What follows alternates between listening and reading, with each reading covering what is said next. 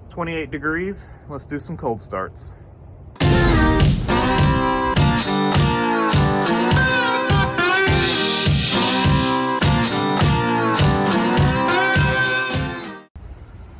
Well, it's nighttime.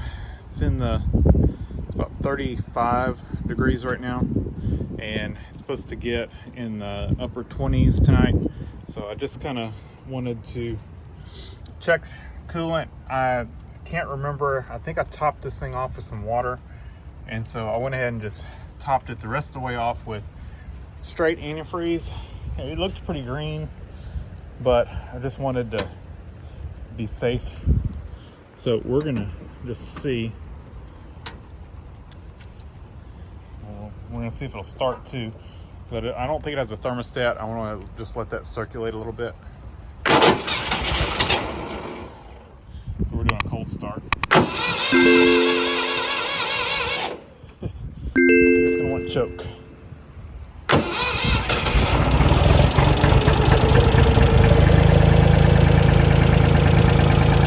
Pretty good cold start though.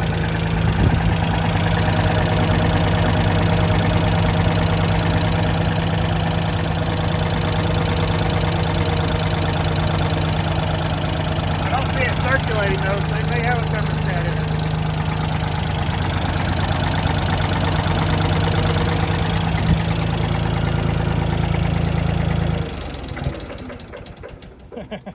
It didn't want to idle.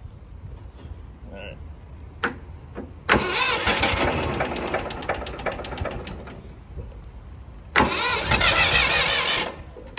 Try no choke.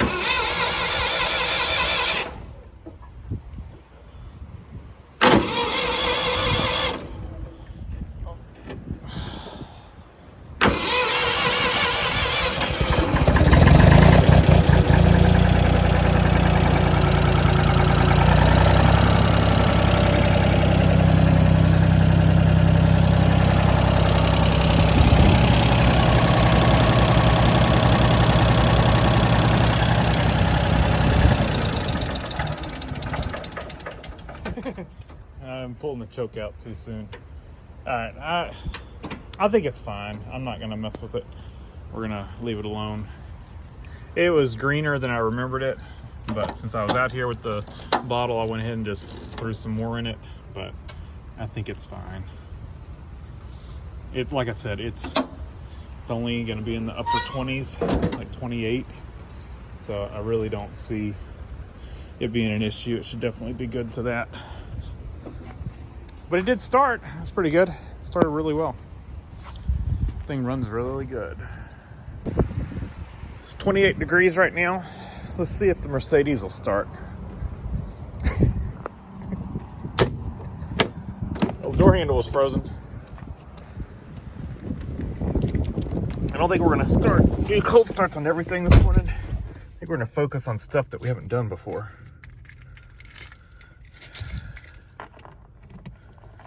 Breath. Oh, lock cylinder was a little tight. Oh, we don't have glow plugs. We don't have glow plugs. Well, maybe we have glow plugs, but not showing we have glow plugs. Yeah, look at that.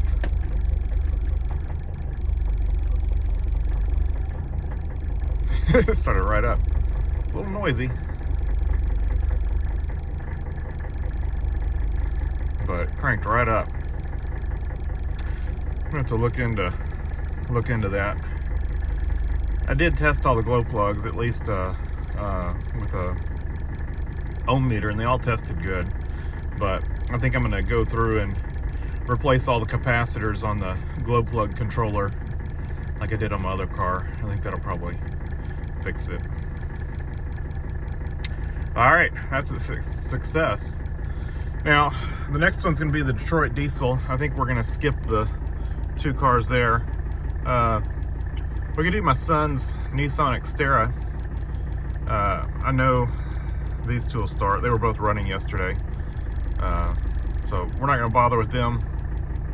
The other Mercedes, I've got the instrument cluster out of it, so I can't start it up because The oil feed line is off, so can't start that one. But I just plugged in the fire truck, so I think we'll do it.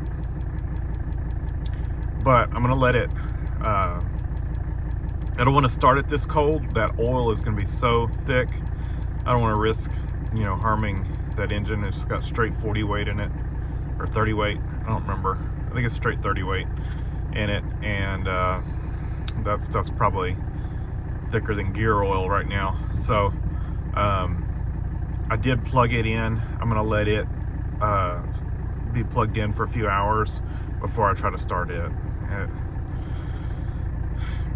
That's my reason for doing it. It's probably, you may consider that cheating, because it probably would not start without doing that, but it also, like I said, it probably could harm it doing that without it, and I just don't want to hurt that thing. All right, let's see if this thing will start. Doors frozen shut. It's been a few days since this was running.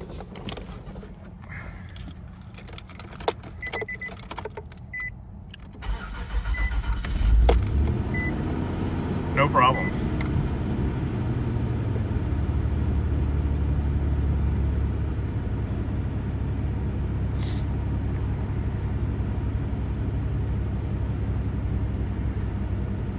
Yeah, we'll go ahead and do the Suburban and the Sienna real quick. I said I wasn't gonna do them just because I know they'll start, but we should do them. Might as well. The Suburban, the battery's been sounding weak. It's got a 10-year-old Optima in it, so I think it'll still start though. My hand's frozen.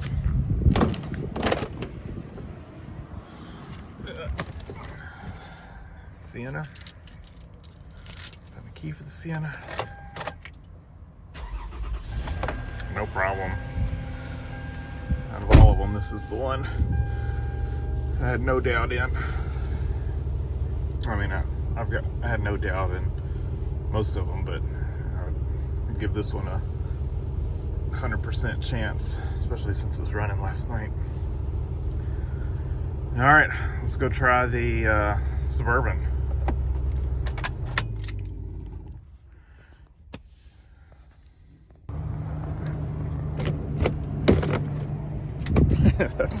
That's how you know it's cold, when your door freezes shut. Your door handle, door. It's windy too. You see, it's a little slow cranking. This battery is. I think it's getting a little tired.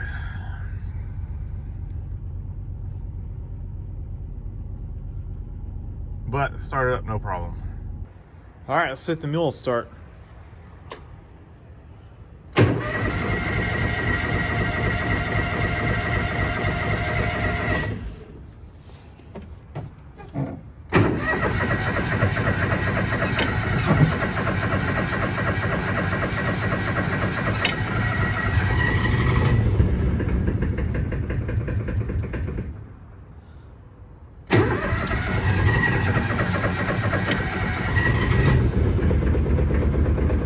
No choke. I guess I could have choked it.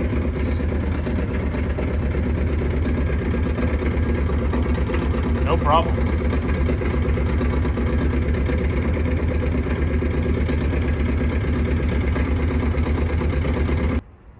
I'm not going to start any of the mowers because they haven't been running since summer, so I'm not going to worry about that.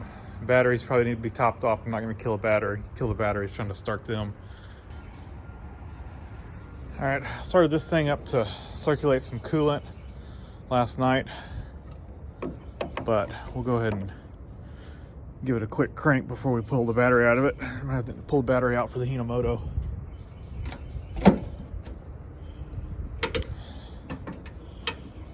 Just so we got a below freezing crank up on this thing. Starter button's frozen. Oh, is it gonna be a fail? Come on. Starter button's not working. It worked yesterday. Let's come over here.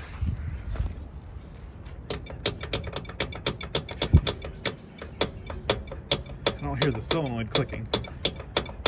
Let me bang on the solenoid. I got a new solenoid for this thing because this one gets stuck sometimes. Banged on the solenoid a little bit. Still nothing.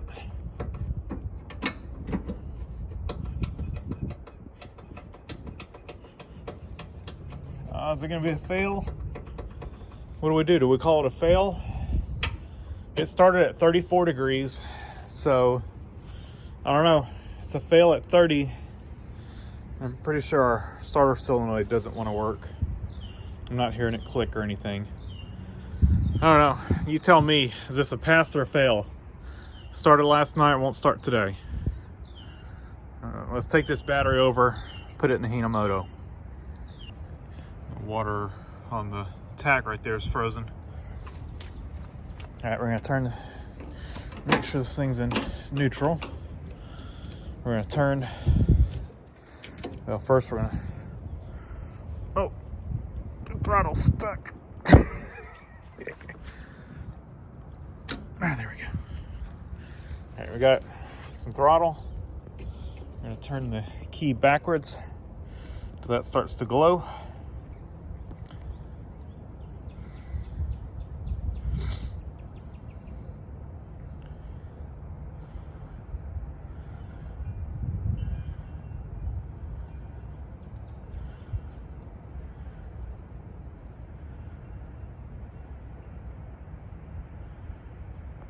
I don't see it. Come on. There's some frozen water right there.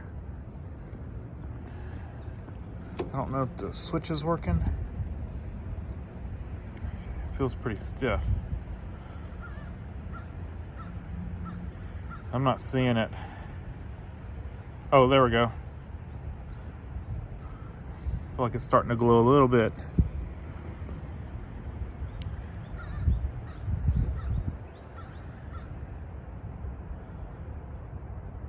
All right, let's try that.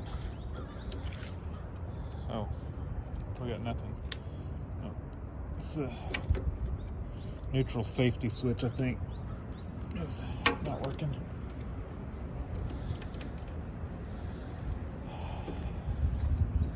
I'm gonna have to step y'all up, I think. All right, I'm gonna put y'all right there. I need both hands. Try to hold the neutral safety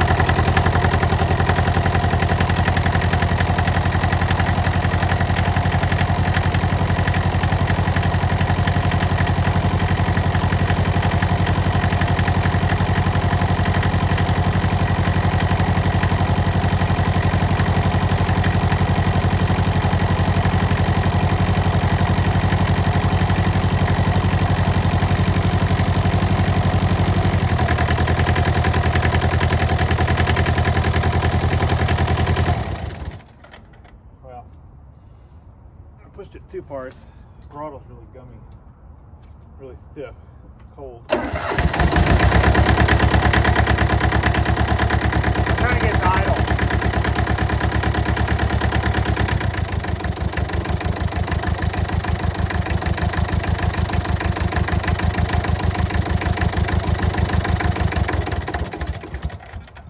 All right, we'll call that good.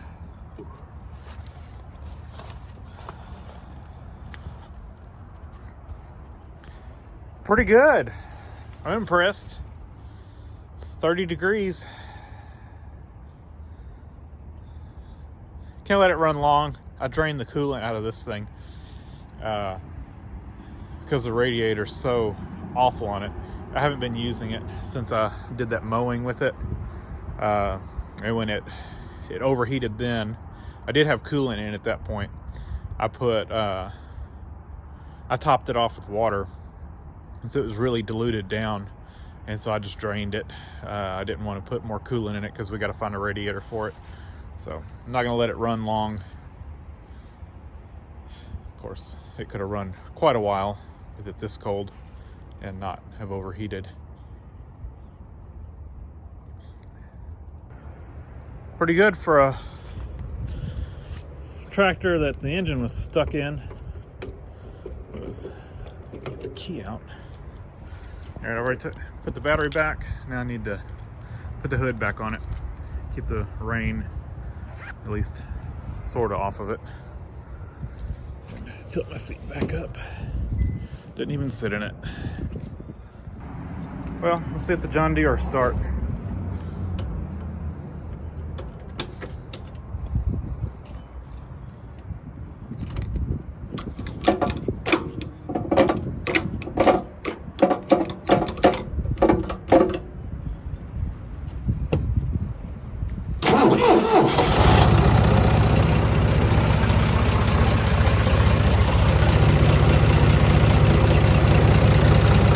Had no doubt it would start. It's probably one of our easiest starts. No glow plugs, no nothing. Below freezing, cranks right up.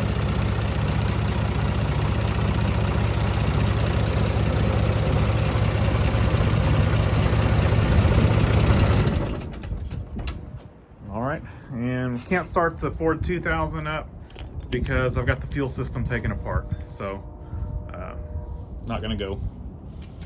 It's got no fuel in it. Drained it out. I'm gonna be replacing the fuel tank on it. So, not gonna go. How about a old start, cold start? Now, I threw this charger on this thing about a week ago, maybe 2 weeks. This thing hasn't been running in probably close to a year. This is our Honda Rancher. I have no idea. I haven't put the key in it. I have no idea if it's gonna start.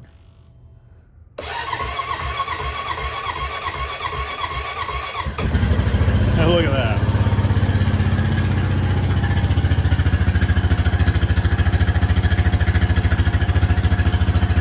Cold start with the Rancher. It is in the garage, but I have a detached garage, so it's 30 degrees in here just like it is outside.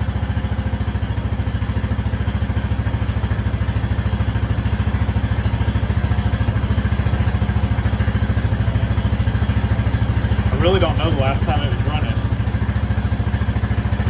I would say it's probably at least been a year. It's got almost completely flat tire. Alright, I'm not going to let it run long because I'm not going to open the garage door up.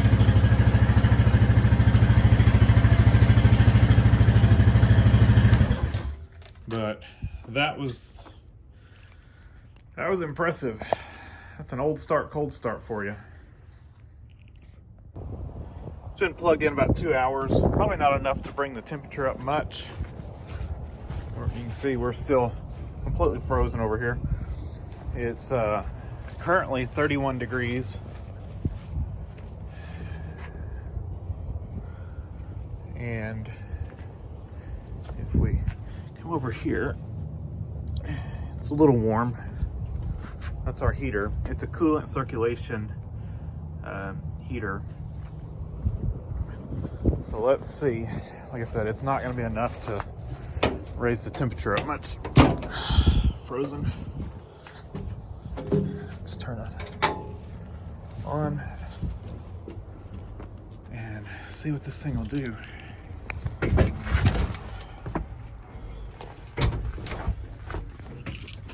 think our last below freezing attempt on this thing was a fail, if I remember right.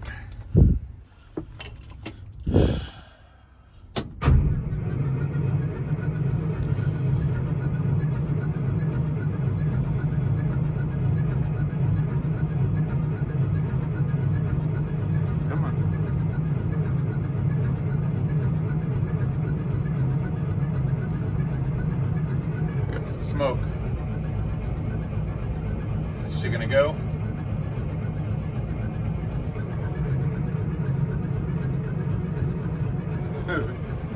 Quite a bit of smoke.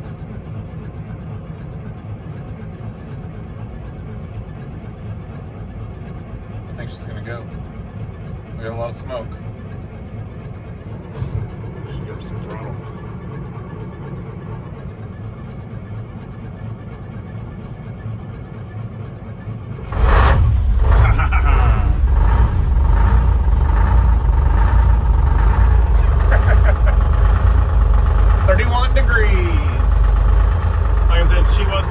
For a little bit, but I mean, to be honest, I don't know how much that would have. That thing doesn't put out a whole lot of heat, and it was plugged in about 2 hours, so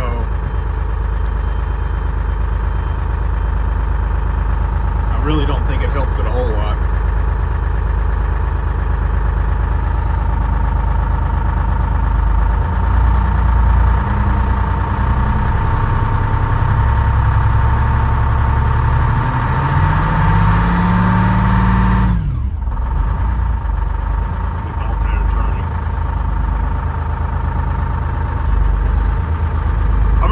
For a little bit and heat up a little bit. I don't want to just cut it back off, so we'll let it run a little bit, build up some air pressure, heat up, and then we'll cut it off.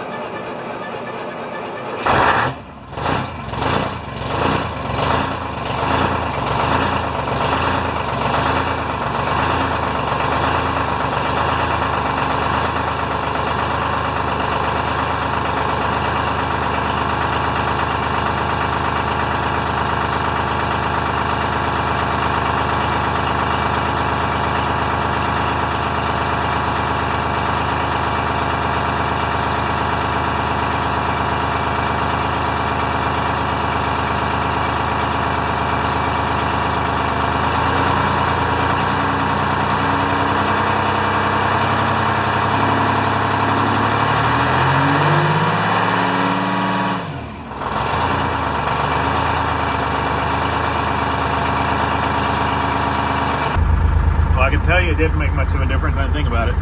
If we look at our water temperature, we've been running a few minutes and we're still pegged out down at the low temp under 100. So, I mean, maybe it raised it a few degrees, but normally I think on one of those, like if I would have had this thing plugged in overnight, we probably would have been, 100, 130 degrees or something.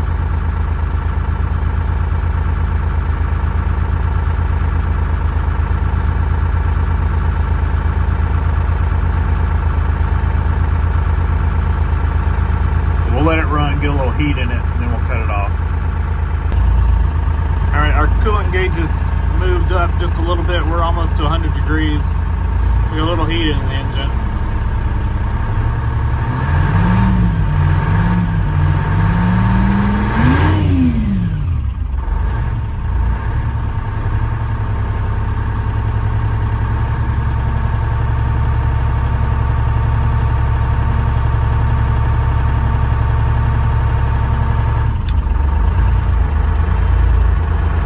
Built up air pressure.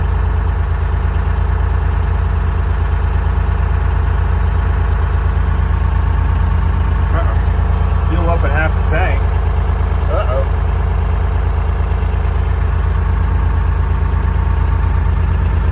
All right, our oil is warmed up a little bit.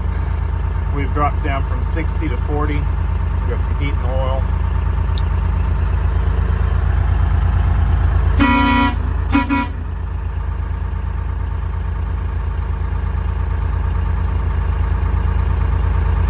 All right, I think we're gonna go ahead and shut her down.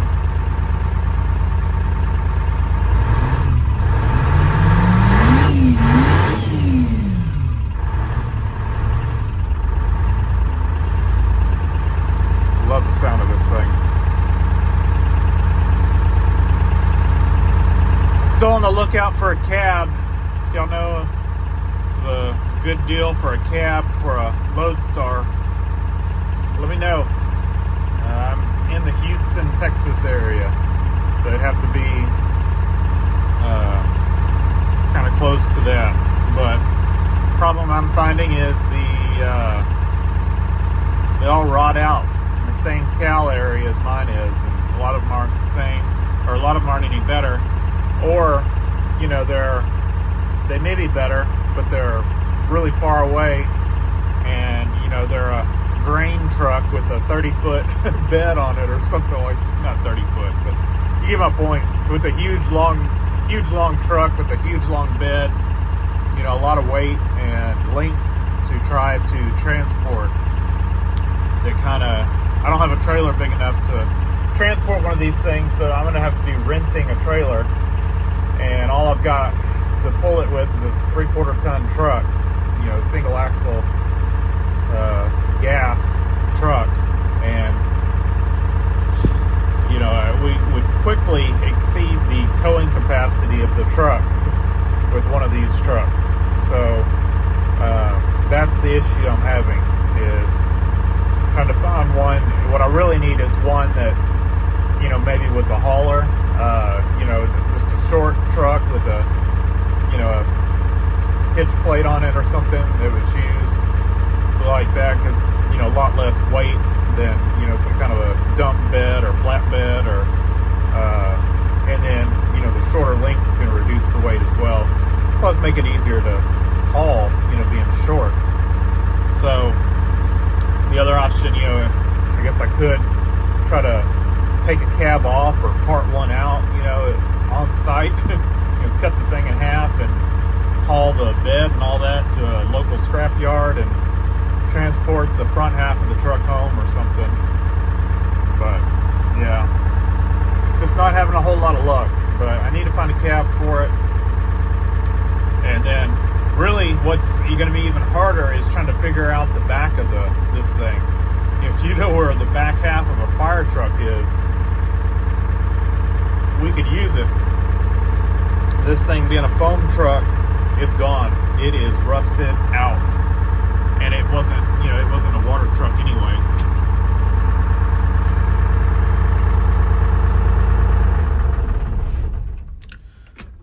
So what's happening with this thing, you know, that foam is so corrosive, and it just ate up the back of this thing. I mean, it's just gone. We haven't pumped with the pump itself, but it is freed up. But you can see, you know, everywhere where that foam was is just gone. And then our cab here, you know, here, this is all rusted out here. I need to re-tape it up. This was to keep water out of the inside of the truck, because the floors are gone, but just trying to keep some of it out. But, you know, our tank is just gone. You know, you couldn't convert it to a water truck with this tank. It's just not going to hold water, and you know, it's rotted out the fenders, and it's just because this stuff is so corrosive. It is nasty stuff. And I keep that valve open. That keeps there's no foam left in it. The top is completely rusted out.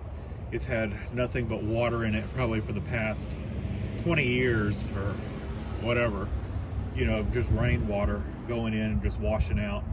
So I keep this open to keep any rainwater draining out of this thing. The tank actually stops here, so this is lower than the tank, and you can see, you know, rainwater where it had drained out. If you look in the tank, it's actually dry. There's nothing in it. But when it rains, you know, it constantly just drips out of this spot, but it's better than, you know, filling up with water, which is what it was doing when I got this thing. It was full. When I transported it home, it was full up to here. It was leaking out of this hole. That's about the point where it holds water, is up to that point. And I drove this thing all the way home. I don't know how much weight that is, but it's, you know, 3/4 full of water at that point. So quite a bit of weight. I think it's 1,000 gallon. So we have about 750 gallons of water in it when I drove it home.